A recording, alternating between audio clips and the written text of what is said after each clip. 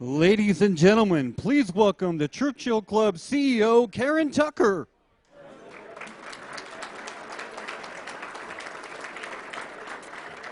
Thank you very much. Good evening. I'm Karen Tucker, CEO at the Churchill Club, and welcome to our program called The Future of Conversing with Technology. I'd like to welcome our distinguished speakers, Sheryl Connelly from Ford, Ron Kaplan from Nuance, and Steve Wozniak on the end, and Dan Miller next to him. And of course, our moderator, Quentin from the New York Times. Thank you all very much for being here. Within the past year, voice has become central to a rapidly unfolding transformation in how we engage our devices. We think perhaps akin to the way the mouse changed computing. And we're just beginning to scratch the surface of what's ultimately possible. We've invited our speakers here today or this evening to share their perspectives on trends, opportunities, strategies, and where they believe the technologies are headed, looking, say, 5 years down the road. We especially want to thank Nuance for making this program possible. A special nod to Rebecca Paquette and Leslie McHugh. Thank you so much.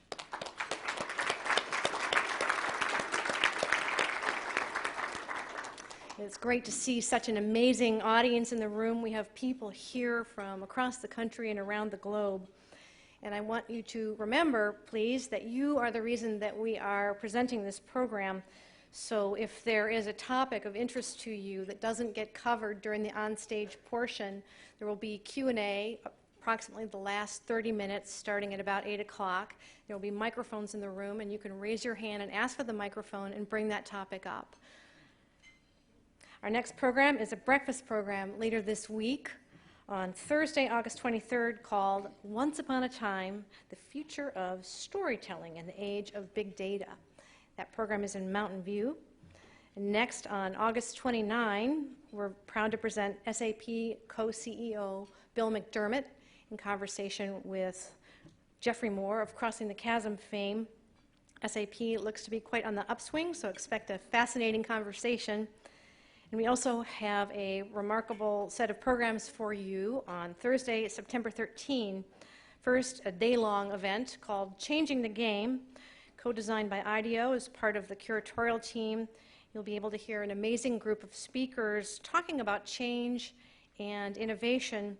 And you'll also have spectacular opportunities to experience a wide variety of processes for surfacing innovative ideas. There'll be a lot of value to share with your teams. And that same evening, you can catch the Churchill Awards, which is a program designed to inspire others by highlighting excellence in 4 areas that I think all of us care about: innovation, leadership, collaboration, and societal benefit. You can see me afterward for the insider scoop on who we're going to be honoring. Be sure and mark your calendars. These programs fall into the do not miss category. They will both be held in Santa Clara. If you are tweeting, please use hashtag Churchill Club, and you'll find other Twitter codes in your printed program. So let's now introduce our moderator, Quentin Hardy. Quentin is Deputy Technology Editor at the New York Times, where he writes about computing and society for the paper and the Bits blog. He also teaches at the iSchool at UC Berkeley, and he has an illustrious past as a journalist, having spent a decade at Forbes and over a dozen years at the Wall Street Journal. And he says it's the best ever career. He gets paid to find out about the world and tell people what he finds. And some of you no doubt know that he also has quite a reputation for his wit. Do yourself a favor and follow him on Twitter, and you'll see exactly what I mean. And we're always honored to have him back to our stage. Please give your warmest welcome to Quentin Hardy. Oh. Thank you so much for the welcome, Karen, and thank you all for showing up. It's a great turnout tonight. The history of our relationship to computers could be seen as a kind of history of increasing intimacy. At first, we are compelled to behave like the machine with punch cards. But as it evolves, we come to the command line and keyboards. And so we're typing against the machine. and then the mouse and drop-downs, and we come even closer and closer to the computer. And through design, we develop a level of being understood by the machine that in some ways psychologically changes our relationship to it and reflects the greater flexibility and capability we feel with the computer. More recently, touch has brought us even closer to the computer, where we're manipulating how the computing is taking place and feel even more understood by the machine itself. It responds to what we're doing with it. The greatest step of all may be the one we're talking about tonight, however, which is voice. That our breath itself will affect the machine, and almost miraculously, the machine will speak back with us. I said in the days of punch cards, we acted like the machine. Now the machine acts somewhat like us, and hopefully increasingly understands and anticipates our desires. This will lead to a certain level of ambiguity and confusion, some of which will be kind of interesting to exploit. We'll manage, but there'll be a lot of discovery along the way. Now, along with a lot of other effects of Moore's law, this enables a whole new relationship with computers at a time when computers are percolating into every device known and will be in devices we have yet to imagine, and hooked into a cloud of hundreds and thousands, nay, millions of servers around the world for an even more muscular relationship with machine intelligence that leads us to a kind of situation where each of us simply assumes we have access through touch, voice, keyboard, what have you, at any given moment through any number of devices with a nearly infinite amount of storage, a nearly infinite amount of compute, and the capability to communicate through translation with any number of 4, 5 billion people in the world at once. I'm speaking there as a kind of visible, somewhat distant, but visible shift in civilization, the likes of which we can only understand as we interact with it over the next decade. And voice is critical to this. And I hope tonight to talk a little bit with our panel about where voice will take us and what form this will take, and how this industrial landscape will also take shape. Now, wishes will be granted all over the place. We see this voice now interacting in mobile phones, in televisions, in cars. Ford has driven a car into the hotel as evidence of some sort. We'll join desktops as part of the computing world. And other objects also will come online. And direct translation will become easier so that man, machine, man, woman, what have you, takes place in a much more accelerated way, nearly instantaneous. Wishes are granted across cultures and languages and across machines. It's very, very exciting. A lot of business has anticipated this already. Scansoft bought out the bankruptcy of Lerner and Housby to buy Dragon and turn itself into Nuance, really transform the company, and become from a optical recognition scanning company into a kind of voice company, the evolution of which we'll discuss a bit and where it's going. Microsoft paid $800 million for TellMe. I assume Google has thrown some similar amount of talent and compute at various projects that are now being expressed inside Android. They just announced some other advances at their engineering conference in June. And now Apple, with Siri and other investments, is coming onto that game as well. This is a very exciting multi-billion-dollar enterprise among giants, and also creating opportunities for all sorts of startups inside that landscape. Some of you are from those companies I described, and I hope you'll participate in the Q&A that we will hold after our approximate 50 minutes to 1 hour conversation. But for all of this engineering and all of the miracles I just promised, voice recognition can also be seen as a very mixed bag, not least because it's a human event, and all human events are mixed bags. There's good and bad, and it's up to us to make the good from it. But inherent as well is the idea that the industry is overpromising and perhaps falling short. What will it mean for our voices to be captured? Who will own our voices? Who will own the air we breathe and communicate with? What does it mean for security and surveillance as voice is used as a means of identification, perhaps even financial transaction? What does it mean for us when we have a greater sense of intimacy with our machines? I spoke of the mouse giving a greater sense of action. Now you'll start assuming these things understand you on a kind of massive, deep psychological level. And close to the hearts of many people here, how disruptive will this? Who might be disrupted absolutely? Who might be advantaged by this? And what might take shape overall inside the industry as a result of this transition in a new kind of computing? Well, here to sort through all that in 50 short minutes, I'm joined by Sheryl Connelly, who's involved with global trends and forecasting at Ford, Ron Kaplan, a senior director at Nuance, Dan Miller of Opus Research, and Steve Wozniak. I didn't get straight. What is it you do? If you don't know him, you haven't been paying attention.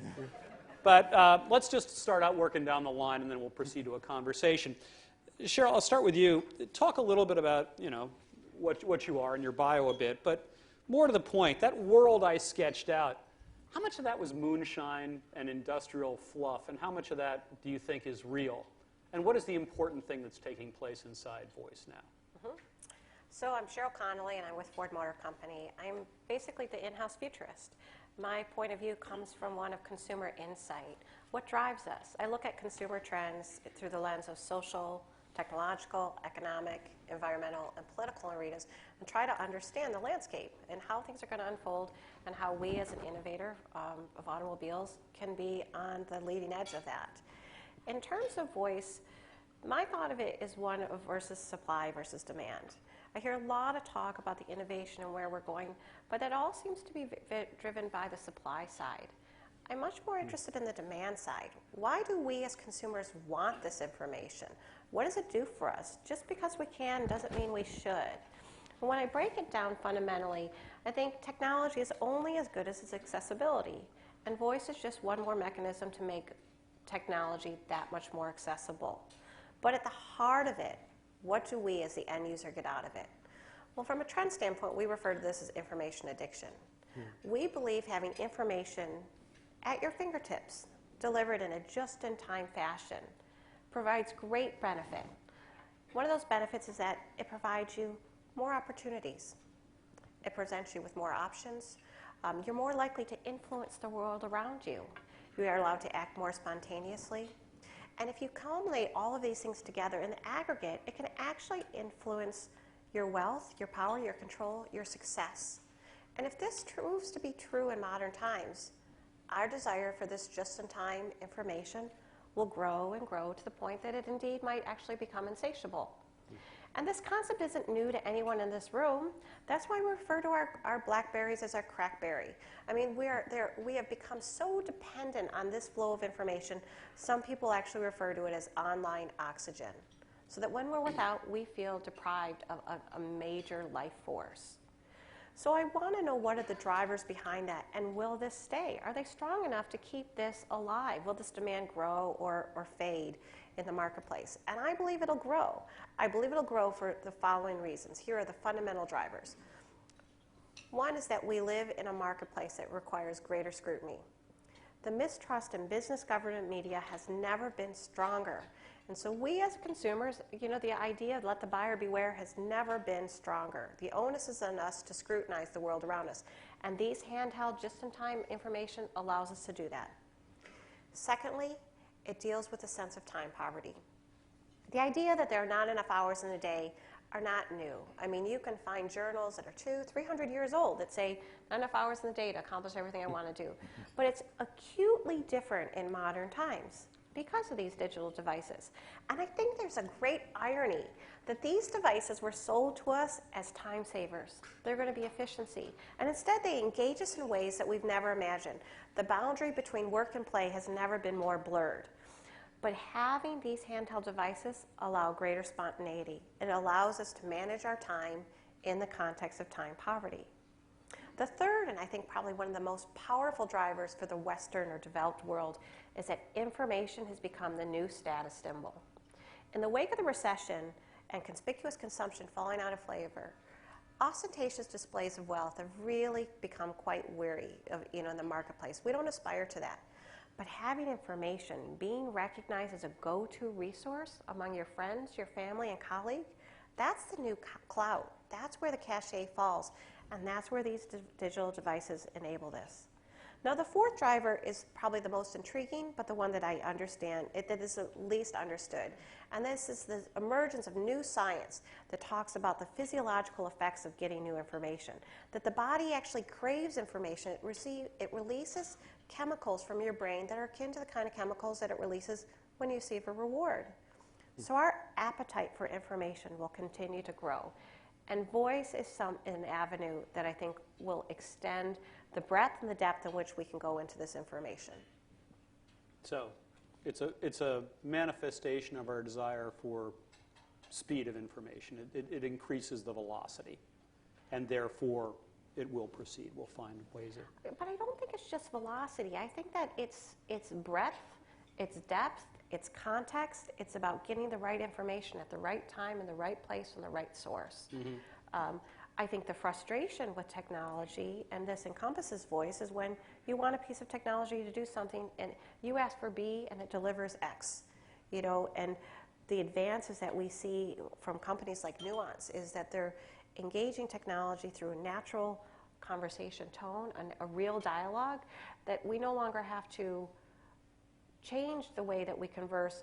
The way that I converse with a colleague is the same way I can now converse with this technological advice. Okay, so Ron, you've been looking at this since the 70s, right? Long time. How much of what I talked about were they promising in the 70s? Well, promising?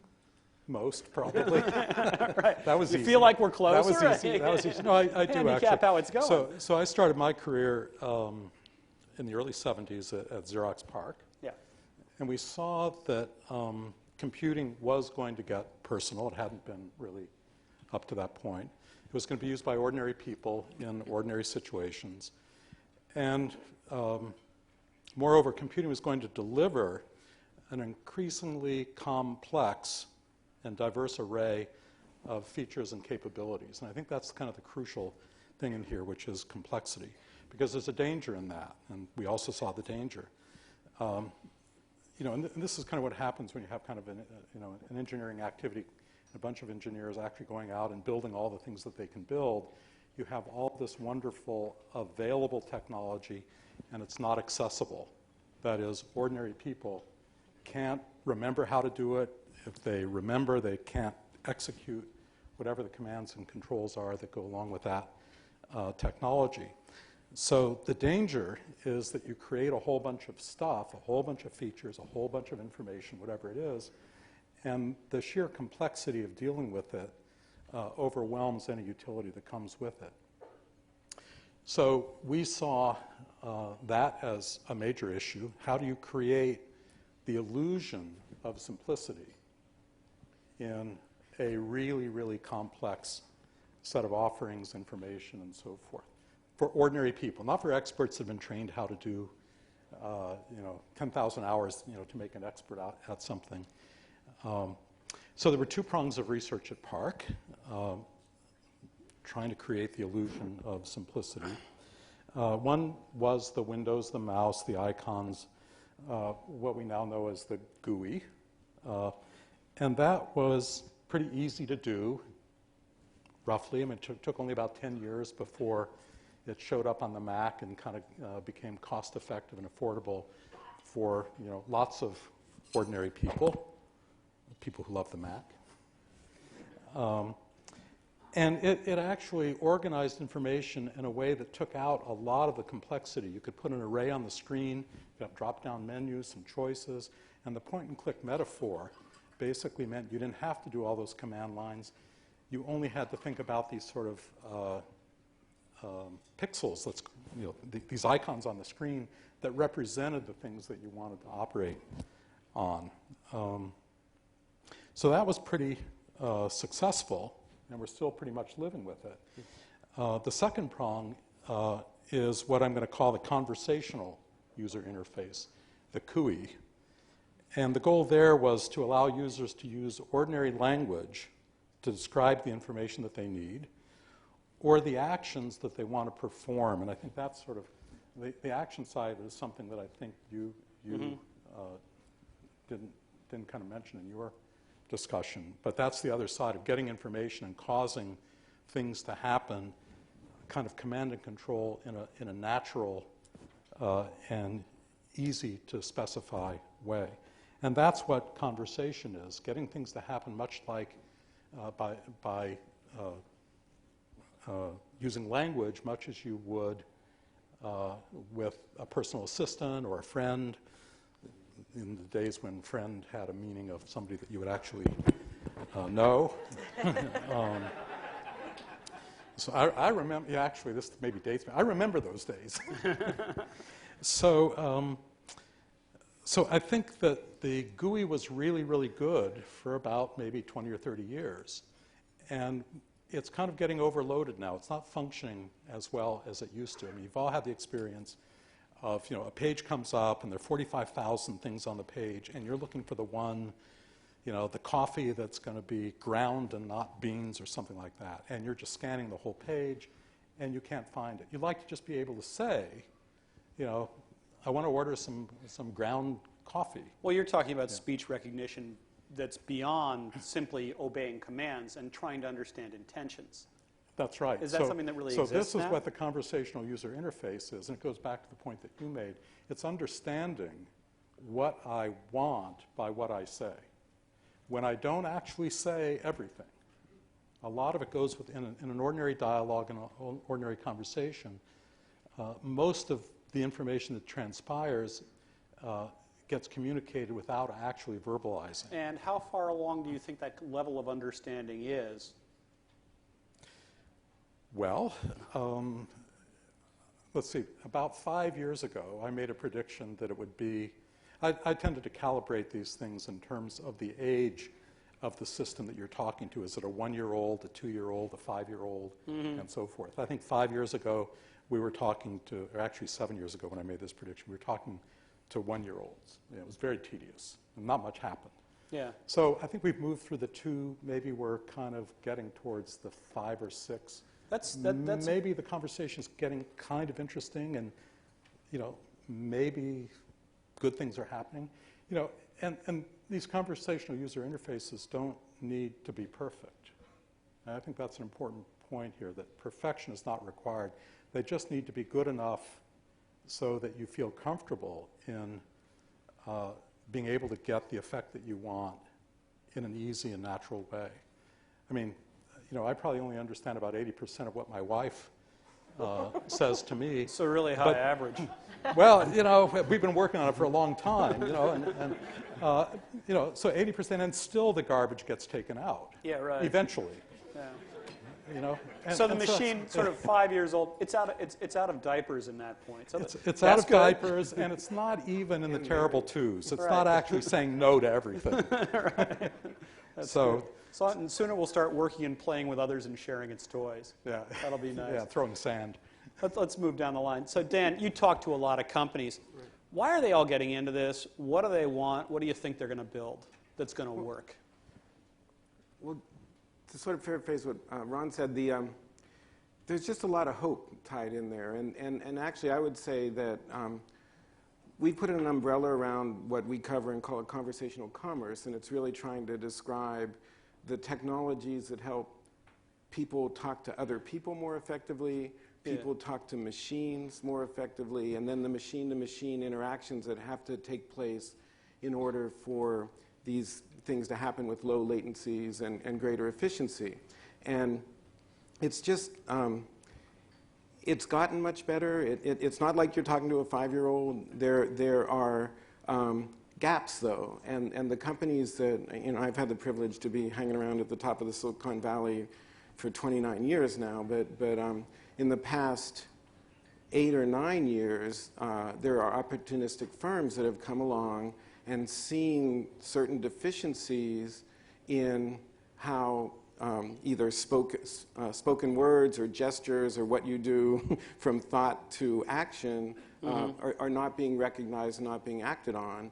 And then we're in the world of mashups and where there's a lot of developers' energy out there that are looking at RESTful interfaces that are starting to see speech vocabularies and things you can that a computer can recognize that are on a par with what they had been thinking about back in the 7 years ago or whatever, when we were thinking it should all be really easy. I used to call it recombinant communications, because I think we're building a better world out of found objects that were done when we moved from client-server to the web and built better ways to interact with the pointers, with the mouse, with the icons. But it was simplified, and now we have even easier ways for people to bring developers to bring their collective energy together and see an object, make a car more personal, make a website react to more ways to communicate with it. And we've moved along sort of a maturity path where anything that you could do through a website, the people's expectation of what they can do with today's technologies, and this gets to your point, creates its own demand. And then these unexpected, energetic, imaginative people can come and try to fulfill that. And we're seeing that in an unprecedented sort of way. Steve, you're a great design guy. Do you like this interface? Actually, especially going through Apple's history, the design of computers that are easy to use, that work in the way that's natural to people, is very deep to my heart. We had a gentleman named Jeff Raskin that came and talked to Steve and I right in the garage. And he told us, look, you're building these machines, and you can build machines that have all these commands and do functions for people, but if you put extra software in, you can make them so easy that someone who doesn't know, is not a computer expert, can come up and just use the machines, find the ways to get things done. Your manual's very short, and that basically you put in the software to make the machine work in common, understood human ways, rather than making the human structure all their thinking to remember everything about how to use that complex world. And this was back in the days of the Apple II. And the Apple II took a very human step of making a computer the size that a person could actually use and have and feel they own. And it's this personal feeling that things are like the way I want them. It's very much this want that's so important. It wasn't really important in older years. Technologies like chips and all, they were developed for the people who could afford the new technologies, the military, the governments, the big enterprises. The most wonderful gadget in my life was my little transistor radio when I was 8 years old. And I held it, and I loved this device. 6 transistors. And I got to see they were going to make a chip for the first time with 6 transistors. And I went to my dad and I said, wow, now we're going to have better transistor radios, right? And he said, no, these chips are only affordable by the military for rockets that need to save a fraction of a gram here and there. Right. And what drops out years and years later is what people get. And I felt darned. What I'm just the average guy in the average home has needs and wants and devices that make life nice, and I wanted that to be ruling the technology development of the world. Here we are. Now it's the consumer products that are causing the technology to be developed that the enterprise has taken advantage of, the military, NASA, the governments. So it's come full circle. So that's why we want to look at consumer needs and devices, and that's that human element. When we moved towards the GUI computer, after we went down to Park, it was because the human eye sees 2 dimensions, but a keyboard was only 1 dimension. We were not taking advantage of the eye that a person has. We weren't looking at the computers before that just weren't taking into account what a human is matters. We called the screen a desktop because human beings had desktops. They were familiar with it. It was a familiar term. They knew what to do when they got in that world, and that made the products much more productive to people. As we get to touch now, I'm noticing that the devices are becoming more like little people. We've heard some talk like that because they have the senses a human being has. Like if you want to grab me, you tap me, you touch me. If I want some attention on my iPhone, I tap it. If it has the sense of touch, it has hearing. I can speak to it. That's a natural thing a human being does. Speech has this advantage of being very robust, the way we speak to each other. I could say things with the wrong words, I could stutter, I could back up and correct myself. You'll understand me. I can say things even wrongly, use a phrase out of place, you know. It's like the iron on the skittle or something. Something that doesn't make any sense. And you might understand me depending on our context. Speech is very robust. And robust I was taught when I was studying inferential statistics, statistics, which is like controlled experiments. Yeah. And we make a bunch of assumptions like, oh, the proper number to use for the standard deviation will be the average of all the test groups. And it turns out that that's not accurate, but little differences in the mistakes that you've made don't matter very much in the end result. That's robustness. A lot of, you know, you can say things many ways and be understood. And I think that's where speech in our computers is heading. Well, that's a ton of love for speech, but we might as well just get to it. About a month ago, I think, in a newspaper in Albany, New York, you said that Apple's Siri was poo-poo. And I don't think you were referring to the delicious Chinese appetizer.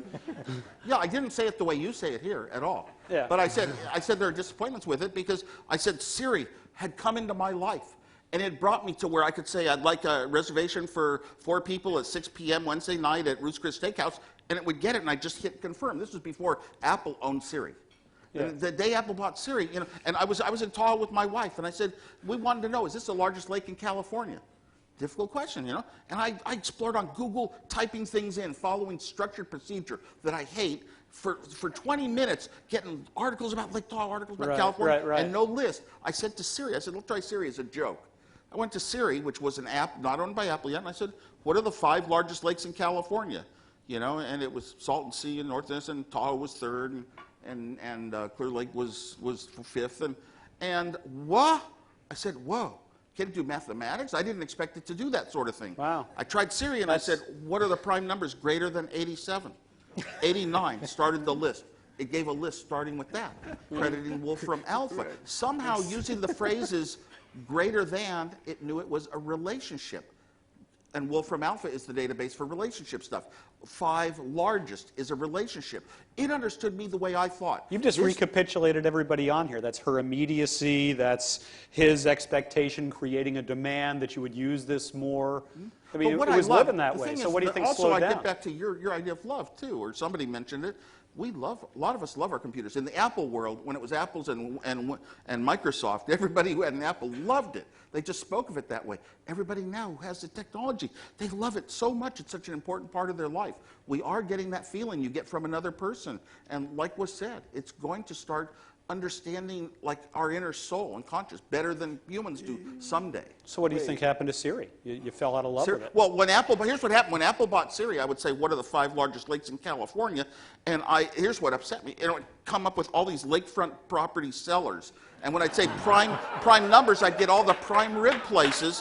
And I said, what went wrong? And it should have understood from those words I used. And so I wanted to get back in correction. It'll get corrected. I suspect what's happening. It's very good. It's a very good. It's the best thing out there. But there are some disappointments when you say natural human things, and it doesn't even understand a word like tercel. Sorry, Ford. Yeah, but you might say, and it won't understand what you're really speaking of from the context of your flow. Well, I suspect what's happening there is that they acquired Siri in order to start building up a database of knowledge. Mm-hmm. And they're trying to get a bigger and bigger base, which meant, in some ways, sidestepping Wolfram Alpha for now, but also acquiring this level of knowledge that perhaps can lead to better language processing down the line. I mean, is Nuance doing something like that as well? Now, certainly Google was with 411. You get thousands and millions of people to talk, and you learn lots of ways they talk. You get a corpus of knowledge. Kind of the voice equivalent of crawling the web to find out a lot of different ways things are expressed. And I think that's kind of the stage we're at now in a way. Yeah, I mean, I think the accumulation, one of the enabling technological advances that has made more accurate speech recognition possible and is beginning to make more accurate understanding of intent possible is the ability to accumulate large amounts of data from lots of user experience, and then to kind of sift it and organize it and build models from it and so forth to kind of anticipate a little bit more what people are likely to do or what people are likely to want. Do you think one of the unintended consequences of that will change interfaces as well? You know, we'll move away from the desktop model. we'll move into different types of interfaces. Is it Well, there's no question about that. So, I mean, what Steve described is what the growing instances of what I call speechable moments. Is it, you know, it occurs to you as an individual to just try saying something. You speak something, but you don't necessarily intend it to be a computer command. When I got my Newton message pad, the first day I had it, I was in an airport with my kids flying to Orlando, and I got a phone call, and I wrote a message on a little notepad. Just wrote a message, Sarah, dentist, 2 p.m. Thursday. That's all I wrote. Didn't intend it. And I saw a button called Assist, and I tapped Assist.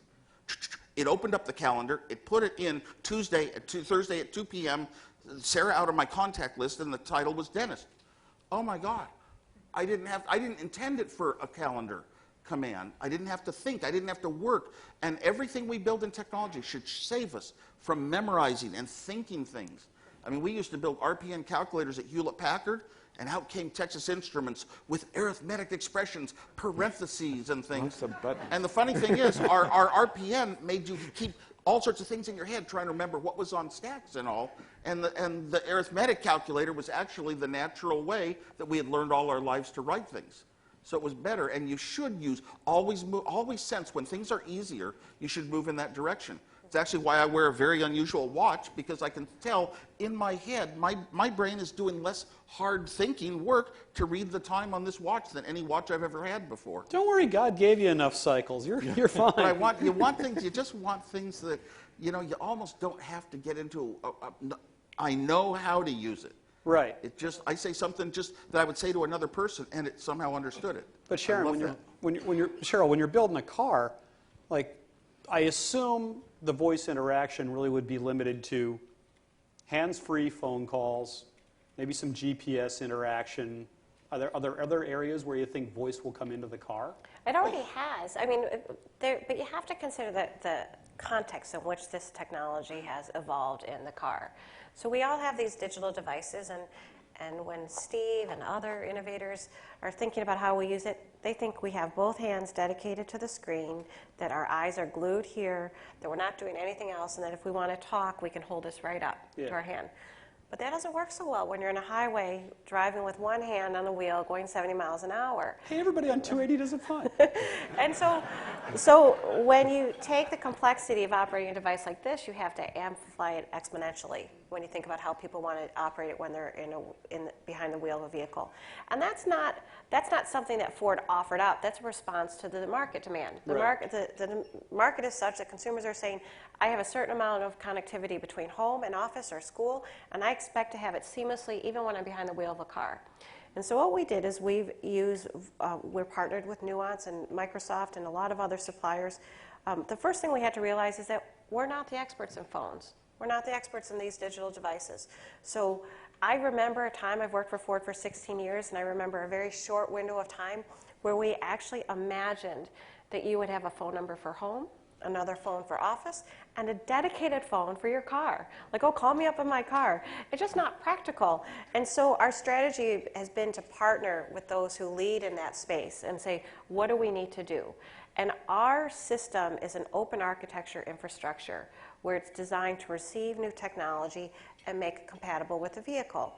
And our hope is to do everything through Bluetooth technology that enables the device that's otherwise handheld to become hands-free, voice activated. At which point the car becomes a connected device to the cloud. And which is really critical for cars. I mean, if you look at the landscape of the auto industry today, there was a time when the car was cherished and held up as the iconic status symbol. But young people today, fewer and fewer of them are getting their driver's license. And if you ask them, would you rather be behind the wheel of an automobile or behind the wheel of your iPhone? They're going to take the phone all day long. Yeah. But we're trying to create an intersection where those come together. And so the car has to do much more than just transport you. And so now it's almost in its own way become a productivity capsule. And all of these devices that you bring in enable that. When you look at the commute time, in a place like Beijing, the average daily commute is 5 hours a day. I mean, 5 hours of downtime. Imagine not being able to connect, not being able to produce something, not to be able to engage or do anything meaningful. This is a device that allows that. And so it goes well beyond making phone calls. It can pull up music. Even an MP3 player can be packed in your gym bag in your trunk.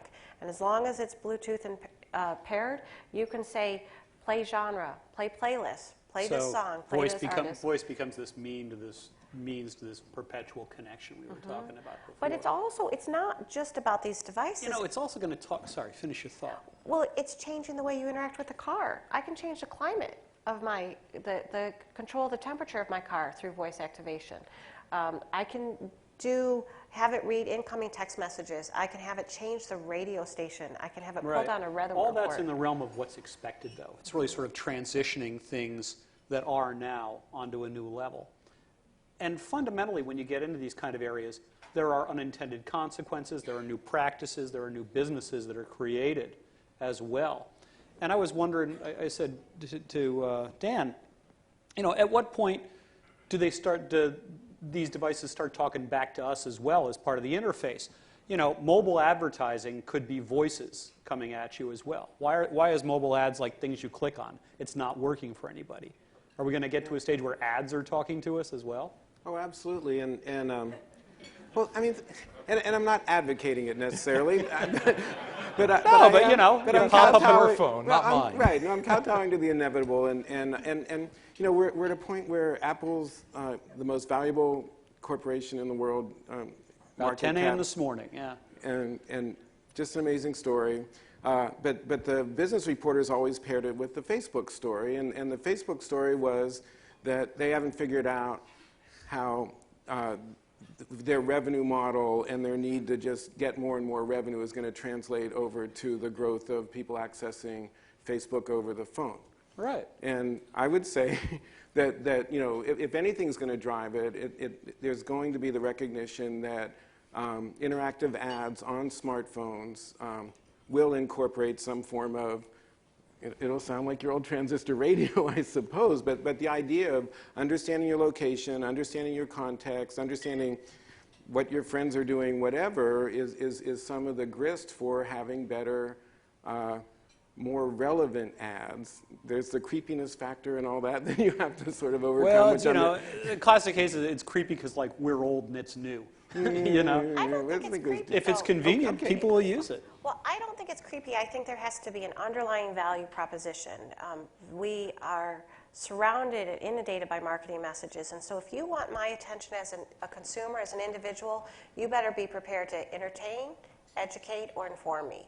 And if you can't deliver that, then it becomes a nuance. There has to be something. So whether it's an ad that I click on, or that comes in, streams in through voice, you have to give me something for my attention. Right. I have to be rewarded for that. Do you want to jump in? Sorry. Sorry. No.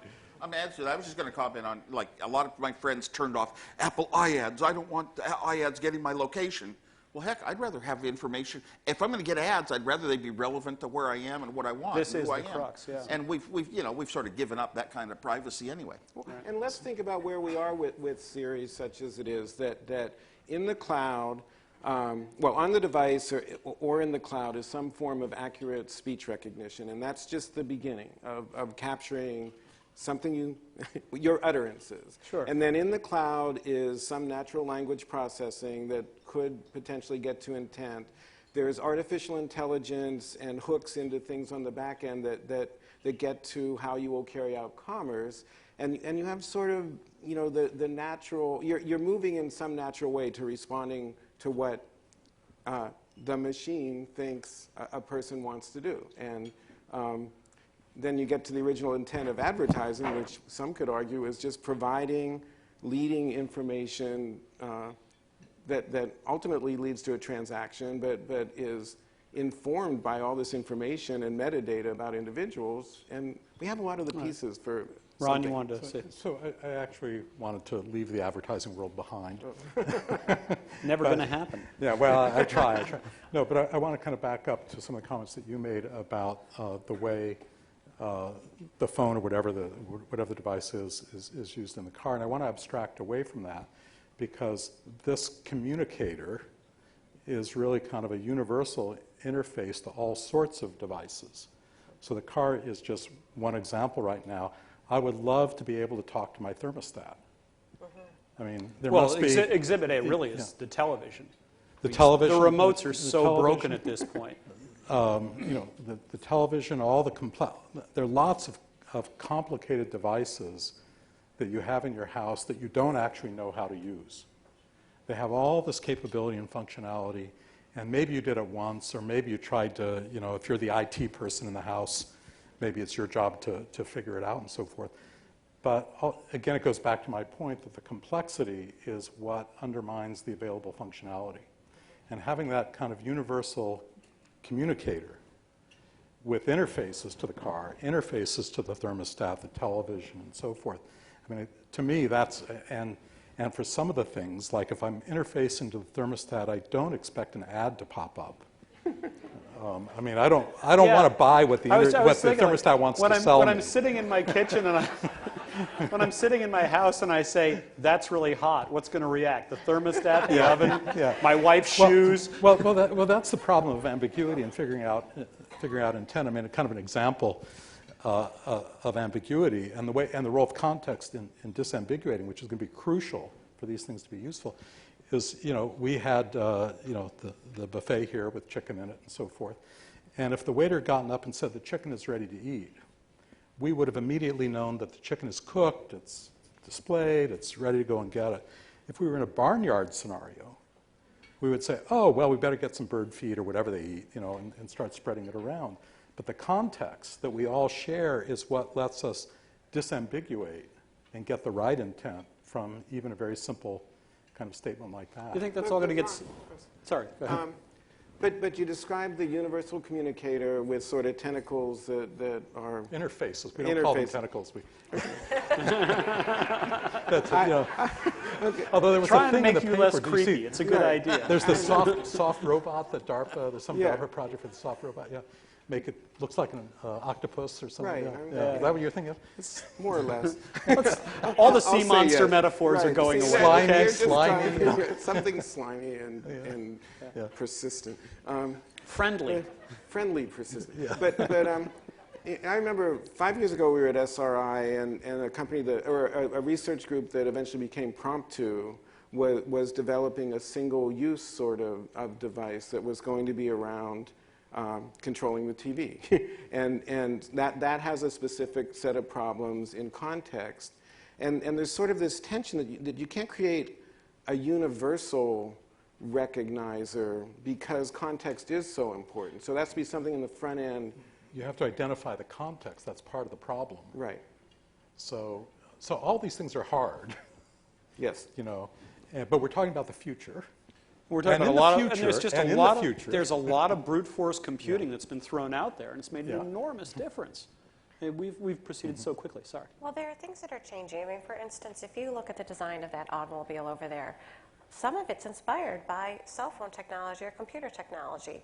One of the things we added to the steering wheel a couple years ago was the 5-button radial dial that had become so ubiquitous from Apple.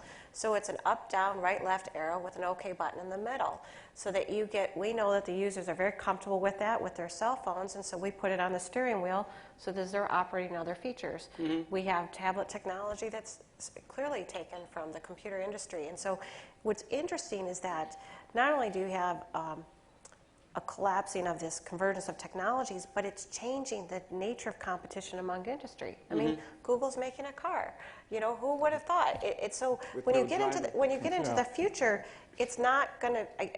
The set of competitors, the set of inspiration, all of those things are going to come from a much more varied source than we've ever seen in the past. So the question there is, who's going to see those ads? Let's get off the ads. They'll find a way. Well, people love it. We're going to go to questions in just a few minutes, so people will be going with microphones. Raise your hand if you want them. On the subject of this transition from Detroit to Silicon Valley, well, Detroit lost 1 million people, so San Jose is now the 10th largest city. Mm-hmm. Cleveland contributed as Thank well. you, Detroit. Ford actually just opened an office in Silicon Valley because we recognize that this is the hub of innovation. If it's not new in terms of our partnership, but if we want to be here, we recognize we need to be part of the daily dialogue. And so I have my colleagues right here that are populating that office, and it's a whole new way of doing business. Before, though, we go to the open question, I would like to talk about something that we touched on when we did our pre-meeting. And I talked about how voice technology is engendering a sense of intimacy with technology, which is kind of a smoke and mirrors. I think you called it slightly, but it's an illusion. It's an illusion. And I'm very intrigued by what that means from a societal standpoint, what that means when you feel an intimacy, a relationship, a love with these devices. Sherry Turkle from MIT Media's Lab has done some really interesting work, and she, being a pioneer of all the benefits that the internet and all of this would do for us, is taking a completely different turn that says, you know, this technology, we use it as a device to escape loneliness. I mean, she lists several different things, but one of the most provocative hypotheses she has is that technology is a device that we use to escape loneliness. I mean, how many of us have walked into a room, we don't see anyone we know, so we pull out our phone to see if anyone's texted us, if I have an email, did I miss a call, so I don't have to engage with the people around me. Well, one of the things she touches on in that book is that these things are engineered to kind of trick us into feeling understood. Exactly. And we don't go through the authentic human difficulty of really being understood. And that difficulty is the source of meaning. We kind of have to set up for that. But that'll happen someday. Well, it happens someday, but the other part of her premise that I find intriguing is that if we as a society are never comfortable with loneliness, what happens to quiet introspection, the thought, the creativity, the innovation that happens in that quiet space? Is technology invading this space in such a way that we're short-circuiting ourselves of those opportunities? Well, as good as I the don't tech. really think so. I mean, you're getting into a I think the person who likes to go into those quiet spaces of their own and think things out, whether they're falling asleep, dreaming, whatever. I think they still do that and find the time, even away from the technology. It's not 100. You don't have to be 100% introspection. Well, you're underlining a fundamental truth, which is no matter what happens to the technology, it's still incumbent on us to be good, and we have to be mindful of that reality. But that's true of whatever we do with technology. But before we go to the questions, I started in this direction. I want to finish in that direction. I'll start with you, Steve. If someone was looking to do something in this area, be it developing cloud, working on UI, some other kind of startup, what would you point them to? What would you think would be a really interesting thing to do in this field that would be meaningful and disruptive that isn't being attacked in the right way now? Well, one thing is we're going to. I spoke earlier about the senses that we have in our little products now that are going to become my best friend that knows my heart and soul, my thinking, my ways, what jokes I like better than any other human. It's got to have that eye in use. It's got to watch our face and know our expression, because a lot of the meaning that we put into our words comes about from the face expression, or I can talk with my hands, that kind of thing. Eventually, I think smell is going to be very important eventually. So we're on a track. I also think that, looking at how, Siri and some other applications and platforms work for me, often it doesn't quite seem to have understood what I meant. It got some words, but it put the wrong meaning to them. And that's got to, a lot of people got to work. It's very, very complicated to understand written language and, what's really meant. Actually, if you think of smell as pheromones, and we're small talking molecules, we're talking artificial intelligence, but I think we've got to move more and more towards the device in my pocket being a human being, my best friend someday. The trouble is, we're creating it for ourselves to help ourselves, and we can't get rid of it. We created the internet. Could you cut off the internet? No. We created every machine that makes all of our products. Everything you're wearing and everything you have in life, we could never cut off the machines, because then companies would go out of business and we wouldn't have the life we're used to. So, Dan, what do you think is the opportunity? Sounds like the new series on ABC where all the power goes out and all you have is a bow and arrow. But But I did go once 3 weeks with no phone and no computer on a cruise. And I'm sure you became introspective. And I didn't feel lonely. I didn't feel alone, actually. You get to know yourself. Well, I couldn't let this go by. So security becomes very, very interesting as you're carrying around so much information on your little buddy here, and we have to acknowledge that. One of the areas we're looking at very closely is voice biometrics, and the fact that not only is what you say need to be understood, but you yourself as a unique individual has a unique voice. And that translates into a way to secure the things that you are accessing through the device that you're talking to. So there's a lot of work going into a natural user interface that where you can wake up the phone hands-free and be recognized as the person with the entitlements behind it to do the things that only you are entitled to do. And voice is perfect for that. Mm-hmm.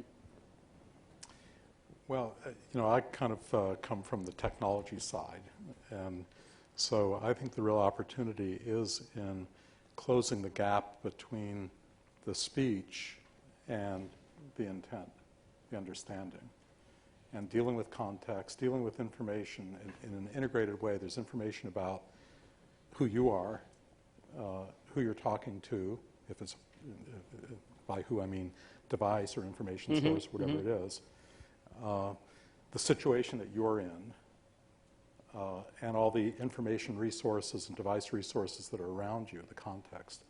So the real challenge and the real opportunity, I think, is in kind of integrating all those aspects that will really let this device create the illusion, I'll use that term again, that it really does understand you, because in every way possible, it behaves as if it does. And do you think that'll take place by a whole lot of compute in the cloud that's very cleverly hooked up to a few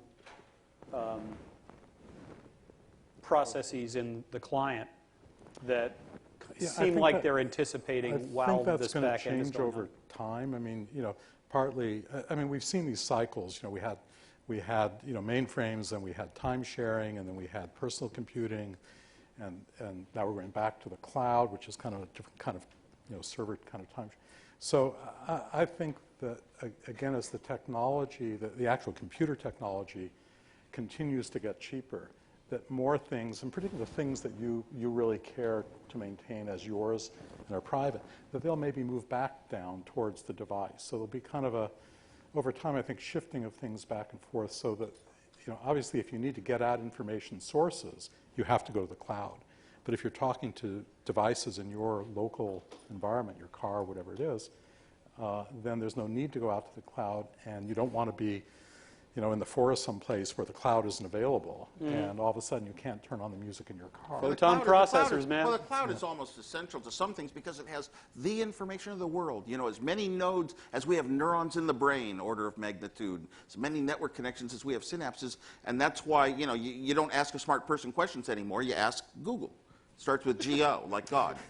And we came back, and we didn't design the internet to be a part of the brain, but it has replaced a part of the brain. These things come about by accident. So the size of the internet really gets you to better understanding of what the word was asking about. If I say akin, it might mean I mean some senator named Akin instead of the word akin, right, because it's this week. It knows it's the buzz, contextually. yeah. But there's another problem. I used to drive along in my car, and I like to do a lot of things by voice everywhere in my life I can.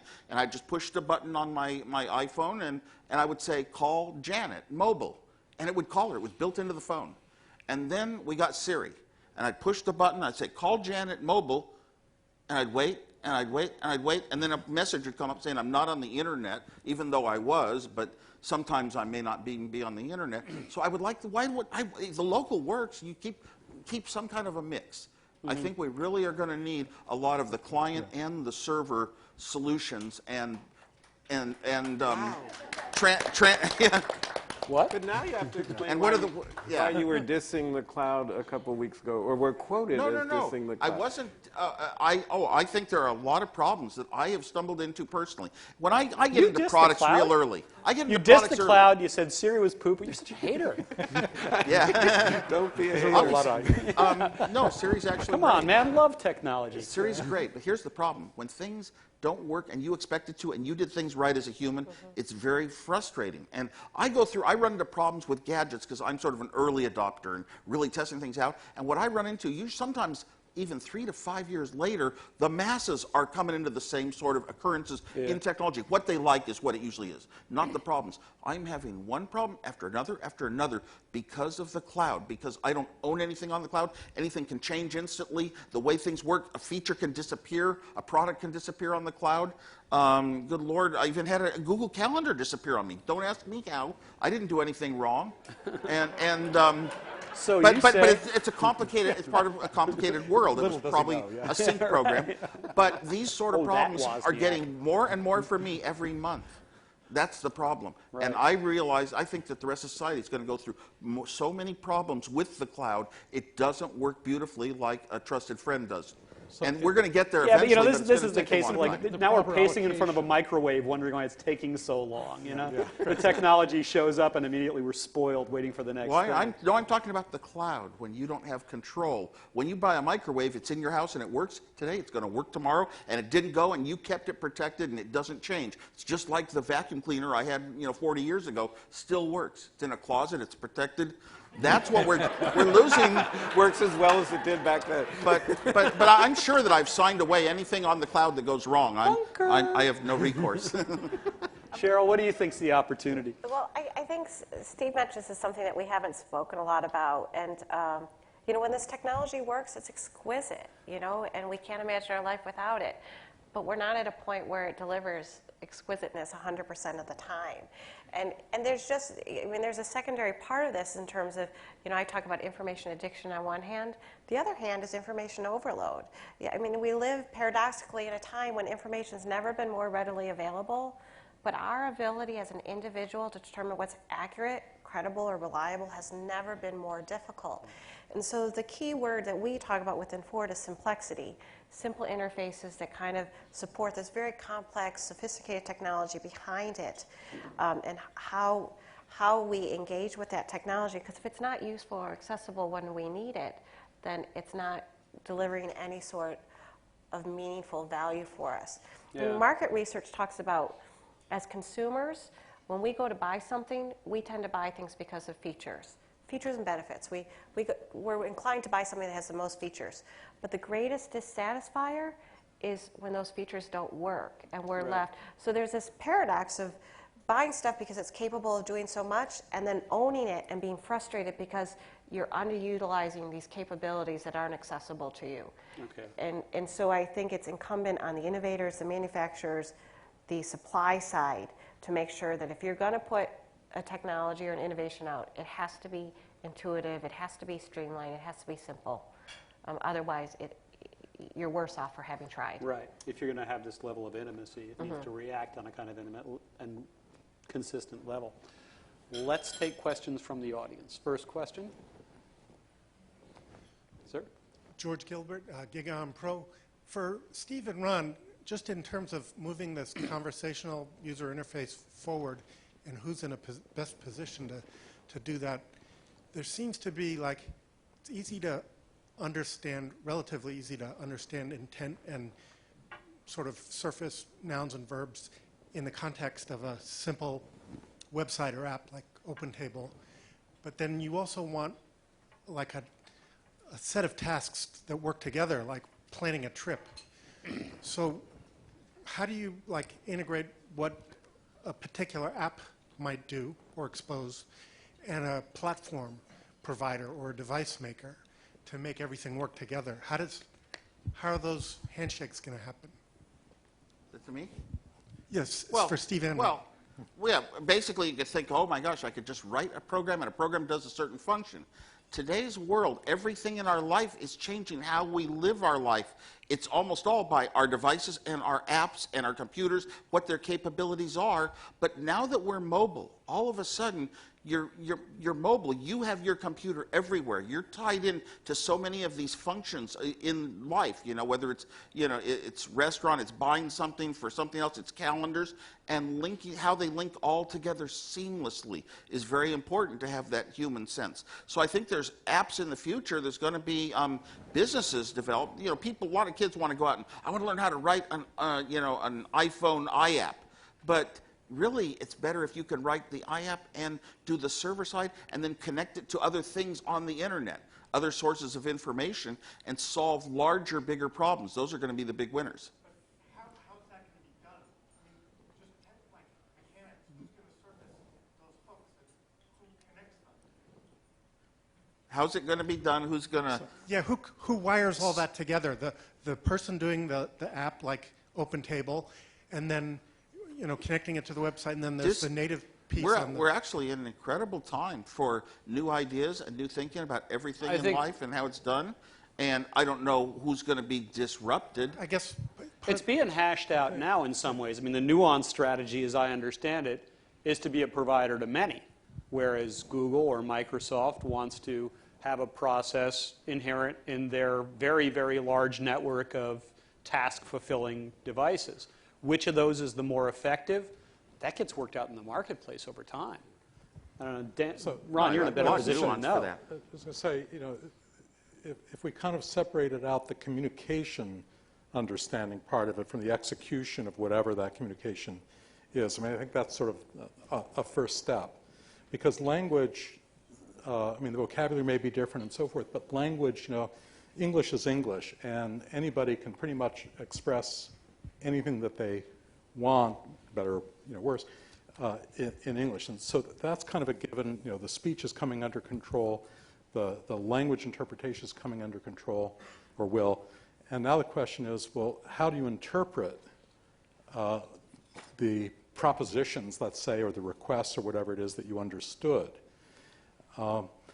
And in fact, a lot of those requests require planning of a complex process that involves lots of different components and so forth. So the question in there is, how can all of those things communicate with the central communication device?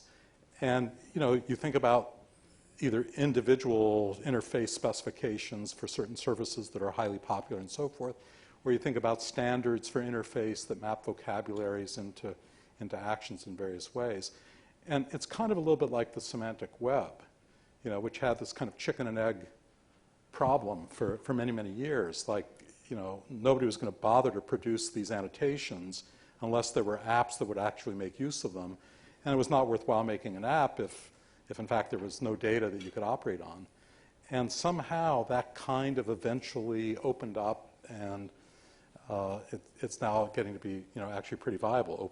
All these things are kind of happening. And it takes a while, but I think the first thing is to kind of see the communication as something that you don't want to get infected or contaminated by lots of special purpose things, because the communication is actually a general human kind of component. Of course, we're trying to get down to what do you mean? Natural language understanding, and it's the same words, the same phrases have different meanings, different times depending on the context. Well, that was my chicken example. Apple has a programming language, AppleScript, which sort of solves it, in which you're directing your statements to one program at a time. It understands its own vocabulary that makes sense in its world. And that way you have no one single definition of language. But now you're talking about a number of different companies and stakeholders, so a series of permissions would have to be granted. Right. So I think one thing that we haven't talked about in all of this, we've been acting as if the system, the device, had to actually always understand correctly. And I said before, it doesn't have to be perfect to be useful and so forth. But there's another aspect of these interactions that has to also be dead simple, which is, how do you repair a misunderstanding? That's part of the dialogue. So if the wrong thing is about to happen, or you notice that it happens, how easy is it to tell the device, no, that's not what I meant. I meant the thermostat, or whatever it is. And that has to be part of the equation. Next question. Hi, I'm Krishnaram Kentapati from Microsoft Research. This is a question broadly for the panelists. I think I heard Sheryl mention that it's great to have very simple, intuitive interfaces behind that can hide, say, very complex technologies, right? So voice is unique in the sense that it can transcend barriers of literacy or language, unlike text. So my question is, what do you see as the future potential, or where do you see voice as an interface for people from, say, people who don't have literacy or who don't understand languages like English and so forth. I love that. Can I tweak it a little and say, does this create something like a post-literate world? And is that an issue? Well, within Ford, what we're doing is flattening our language. So we used to have a decision tree. So if we wanted to do something like, if you wanted to engage sync and have it play something off your MP3 player, you'd have to go through a series of things about music, art, genre, artist, song, whatever. But now we just flatten it out. This is play this song. Or I think a better example is what we're doing with navigation. Now, if any of you have navigation, it's really counterintuitive. They ask you to start with the city, and then to go to the state, and then give the street number. And so it took a lot of engineering and programming, but we're now able to say 123 Main Street, Royal Oak. And so the system has now been designed to accept the information whichever way you tell it. But it is, and one of the things as a non-engineer, I think, is that it's the illusion that technology is getting smarter, but it's just that the programming has become more sophisticated to encompass all the possibilities of the way that this message, the possible ways that an intent might be expressed. Yeah, thank you, Sheryl, for pointing out an example where we want to get away from that structure, city, state. This hierarchical structure and things is not really how we speak. We just speak an address. Yeah. That's how I choose my nav device. But let me get back to his question a little bit. I had a great project over the past couple of months of looking at all the providers of simultaneous translation, where you talk and ideally it guesses what language you're talking, and you might have like a destination language that you want it translated to. Unless you're Scottish. Well, and there are funny things on YouTube about Scottish speech recognition, right? Yeah. So, right, and we get to the unlikelihood of it happening in our lifetime, going along the vectors that it's going along at this time, and we raise. But let me synthesize a little bit about what Ron was saying. That right now, a bunch of this stuff just doesn't work as we would like it to work intuitively, and may not work at all, but we need that review cycle. And this happens, even if you know the language pairs you're matching, and you have, you're not even using voice, you're just throwing text to text like Google did for a long time. There's no guarantee that, and here's a fun exercise, that if you translate something from English to Spanish and then back to English again, that it's going to resemble what you put in the first place. So what we're finding right now is, if you're going to design a product, you're going to assume that what you get back is, or what is being recognized and transcribed essentially, is imperfect. And in some ways you can fudge that if you can impute intent or understand the context and do something as if it were a command. But if it's a translation, you want to send it to some review board, the human cleanup crew or something. And that's where we're at right now, as best as I can tell. The machines are just going to get better programmed to cover up and simulate intelligence. Agreed. And eventually they'll just have full intelligence and conscious, long ways off. Ron, I think you have to be careful because we see a lot of tech or engineering making its way into the marketplace. So think of the number of appliances that you have that instead of saying on off, they say cancel. Cancel is not intuitive. That's an engineer's term, So my dishwasher says cancel when I want it to turn off, And so I think that it's the consumer is getting smarter, but we also have to be wary of, that sort of technical speak becoming commonplace in the marketplace. Ron, is there something you want to add about the No. literacy? Well, I think one thing that should be said in terms of literacy and voice is that it is a reality that literate people tend to be more affluent. And so there's a kind of market reality in here that either you could create a much bigger market by bringing in cultures that are, not cultures, but people who are not literate. But it's going to have to be very cheap to do that, or else you're going to have some way of gaining a little bit of money at a huge scale in order to put in that time and effort. Next question.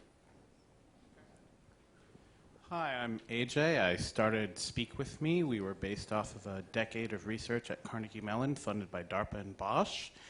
We are, in many ways, a direct competitor to Siri, although we can also have online, offline switching mode dialogue system. Something Woz mentioned was useful. So Woz, 30 years ago, you mentioned that the GUI slowed you down from the command line. One of the theses that we designed our product with is that a voice user interface needs to be faster than the command line.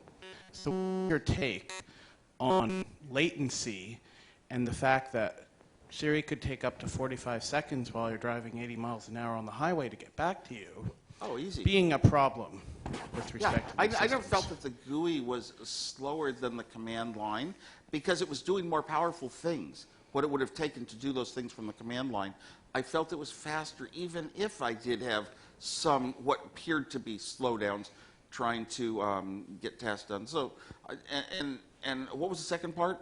But I feel the same way. The latency issues with the online dialogue latency, system. yeah, you don't want to speak and then, well, you know, it goes out to, I guess, the Apple and Google supercomputers, and the voice comes back real quickly. If you're on 4G, it's got your words so accurate. I'm really impressed at that, how that technology has come through over all these years. I don't expect it to take longer times to speak. Speaking seems to be like almost the fastest way. When I had my Newton message pad, I would handwrite. Call, C-A-L-L, Jim, J-I-M. And it would go beep, beep, beep, beep, beep into the phone and never make a mistake. I felt, my brain felt like it was doing it the comfortable human way. And yeah, it took longer than just going over the phone and dialing a number that I memorized. But we shouldn't make ourselves have to, you know, we should forget memorizing things when these devices can do it for us. And so natural speech is like that. It's just like, it feels so comfortable. I can't ever feel that it's slowing me down. And even if it is, if I'm more comfortable, that's better. Even if I'm slow. I'm nice and relaxed and peaceful. I'm not a super anxious person.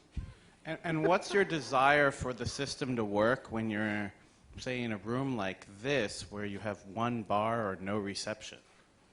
That's where I want it to work locally, just like yours. You say yours does. I got to find out what yours is. But also, in a room like this, what if I were speaking to the television over there? Would it be able to really hear me unless the microphone's close to my mouth? That's what I want to know. The cars impress me about how they do. If you have a multi-element array mic, you can make the TV do that. Good. Next question. Good. You understand me. A machine should. Yeah, well, first I'd like to say that my whole day has been made by hearing Steve say, I'm kind of an early adopter, so maybe it's just me. But I'd like to move into the philosophical material. All of the interface modalities we've been talking about, things like command lines and GUI and mice, are metaphorical in a way that speech isn't. I mean, that's the one interface that we all have already. It's not a metaphor at all. Our relationship to the interface may be a metaphor, but the interaction itself isn't. I wonder what you think the implications of that are. Well, we have it now, but young kids learn all these little abbreviations on their texting, that, you know, little letters and numbers and things. So I wonder how they're going to do when it's are they learning speech as well as we did? Are they learning the necessity for good, you know, some people think communication is good grammar and following good lessons of that. And I don't know if it's going to be as important in the future. Well, from a futuring standpoint, we already see evidence of it. You know, my children are elementary school aged, and their teachers actually have to tell them when they take an exam, no text abbreviation is allowed. I can remember a Disney show that was called Phil of the Future, and they have a setup and such where the boy who's time transported from the 2050 to modern times is called to task because he can't handwrite. And he said, oh, nobody handwrites in the future. Well, you know, and state, if you look across the country, there are a number of states that have stopped teaching cursive writing. They don't, so I think the implications are extraordinary. How people communicate and face-to-face communication and our ability to recognize what person, you know, I think they say 90% of all communication is nonverbal.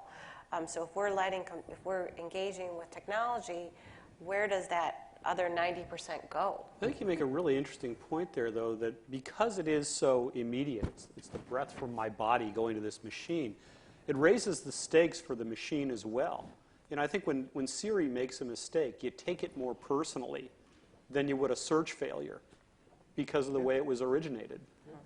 No, it's absolutely true. And we do a lot of work in contact centers, and people forgive other people from not recognizing what they're asking for a lot more than they would IVR, interactive voice response. Ironically, when you're dealing with a voice activation in a car, people, when it doesn't give you what it wants, they tend to yell. And it only makes it harder for the system to understand what you're saying. Right.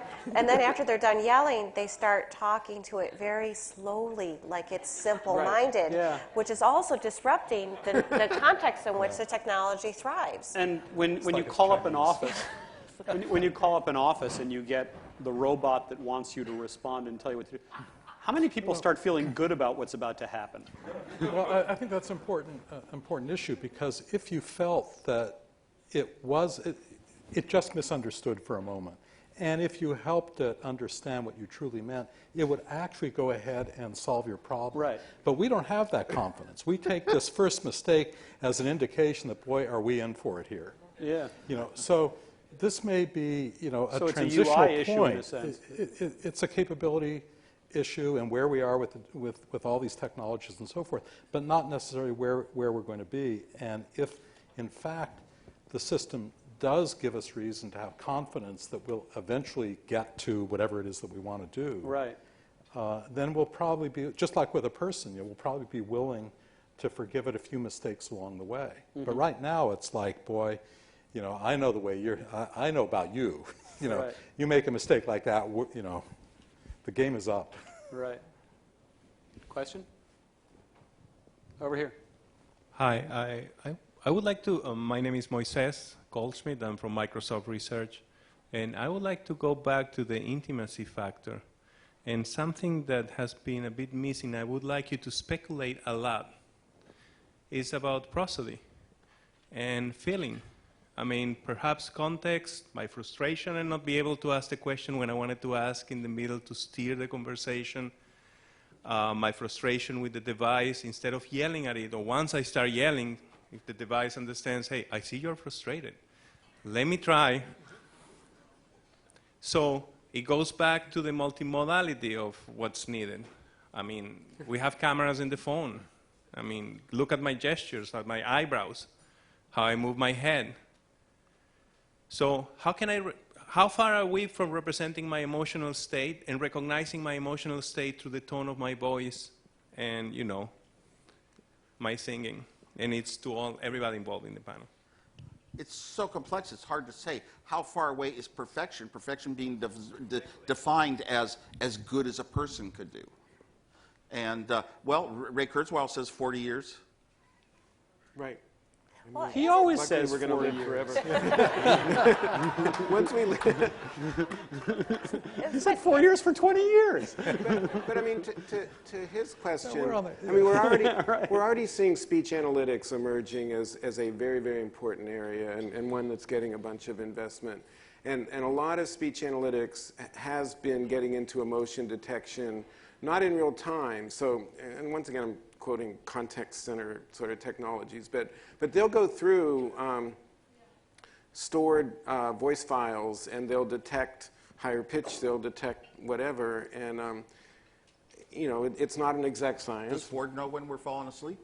There is some drowsy driver detection, but more specifically to your point, my understanding about emotionally aware technology that recognizes your voice exists. I believe NASA has some things, in terms of when astronauts are engaging with technology, that the device is able to read their emotional state to determine how best to answer their question. I think there's a question of scale and cost. I think this is one of the most disastrous UI propositions I've ever heard. Nothing will piss you off as much as being told you're pissed off. Exactly. Well, and because some people respond differently. Some people respond to tough love and other people respond to coddling. What if the computer makes the wrong call? Yeah, I know. Exactly. You're driving across Florida with your diaper on. And you're God damn it, I'm not mad! It'd be like that. We create the technology. If we aren't treated by the technology as though we are gods and serve perfectly, we're upset. We will do things to inanimate objects we'll never do to a human being. I mean, I learned this in college when I made TVs misbehave in the dorm. They would pound that. They would hit that TV so hard. Rage against the machine, I suppose you call it. But I think the biggest context to remember is that this stuff is still in its infancy. You know, that the proliferation of cell phones is only a decade old.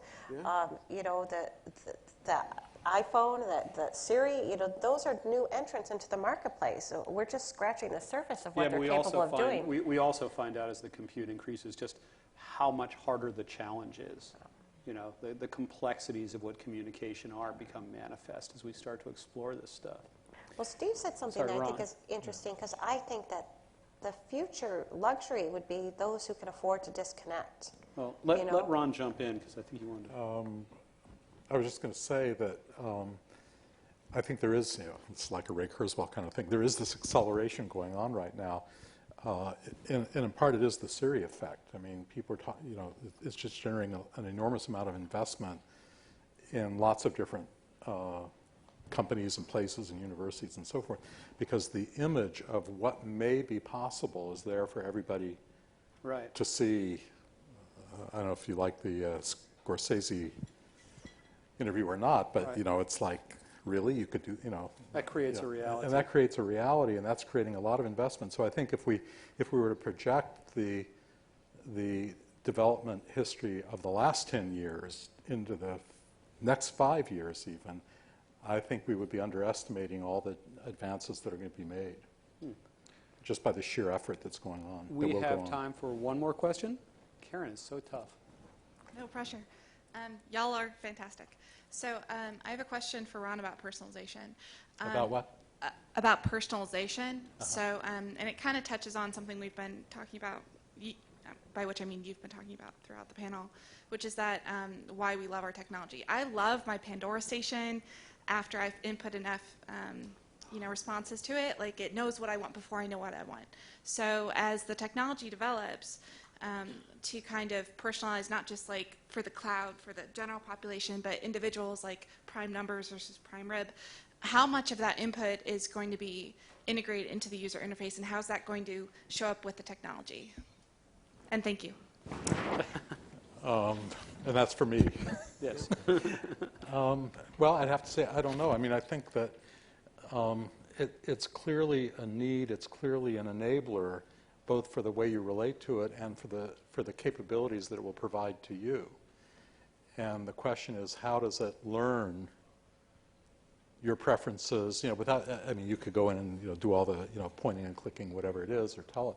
But in fact, in the way you use it and the things that you respond to, I mean, you see a little bit, you know, where they record, you know, the 25 most frequently played songs or something like that. So it's a very, very primitive thing now. But as these devices understand more about what you're doing, then they'll have more data on which to make those inferences.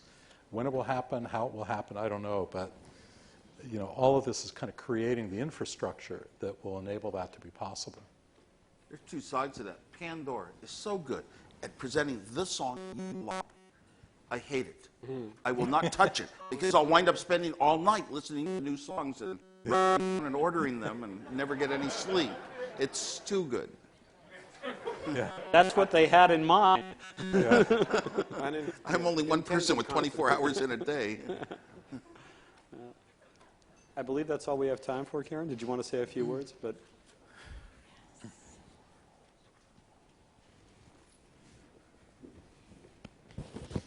yes, I do.